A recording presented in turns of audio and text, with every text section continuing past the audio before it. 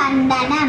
ഞാൻ ഇന്നിവിടെ പറയാൻ പോകുന്ന കഥയുടെ പേരാണ് കള്ളനും പോലീസും. ഒരിടത്ത് രണ്ട് കൂട്ടുകാരുണ്ടായിരുന്നു.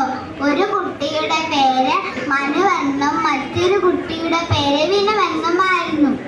ഇവർ രണ്ടുപേരും നല്ല കൂട്ടുകാരായിരുന്നു.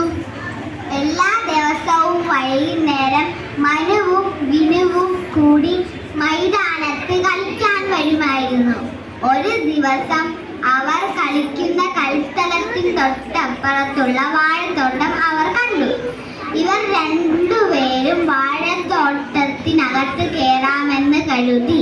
മനുവാണ് പറഞ്ഞത്, വിനു, നമുക്ക് ഈ വാഴത്തോട്ടത്തിനകത്ത് കയറി വാഴക്കുല ആരും കാണാതെ എടുത്ത് നമ്മുടെ അമ്മമാർക്ക് കൊണ്ടു കൊടുത്താൽ അവർക്ക് അത് നല്ല സന്തോഷമാവില്ലേ എന്നും പറഞ്ഞ് മനുവും വിനുവും കൂടി ആരും കാണാതെ മൈതാനത്തിനടുത്തുള്ള വാഴത്തോട്ടത്തിനകത്ത് കയറി.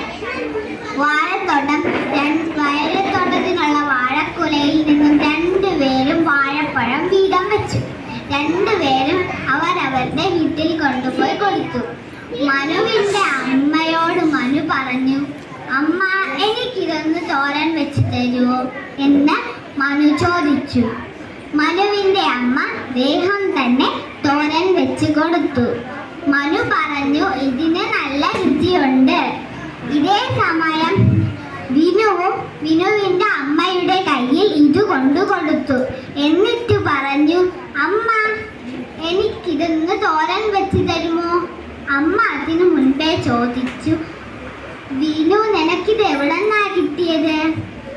വിനു പറഞ്ഞു, എനിക്കിത് മൈതാനത്തിനടുത്തുള്ള വാഴത്തോട്ടത്തിൽ നിന്നും കിട്ടിയതാ. അമ്മ ചോദിച്ചു, ഇതാരെങ്കിലും തന്നതാണോ?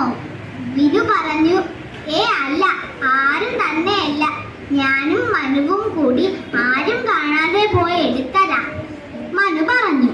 വിനു പറഞ്ഞു. എന്നിട്ട് വിനു അമ്മയോട് പറഞ്ഞു, അമ്മ, എനിക്കിതൊന്ന് തോരൻ വെച്ച് തരുമോ? അമ്മ ഒന്നും മിണ്ടില്ല. അമ്മ പാവയ്ക്കയും കൂടി അരിഞ്ഞിട്ട് തോരൻ വെച്ച് കൊടുത്തു.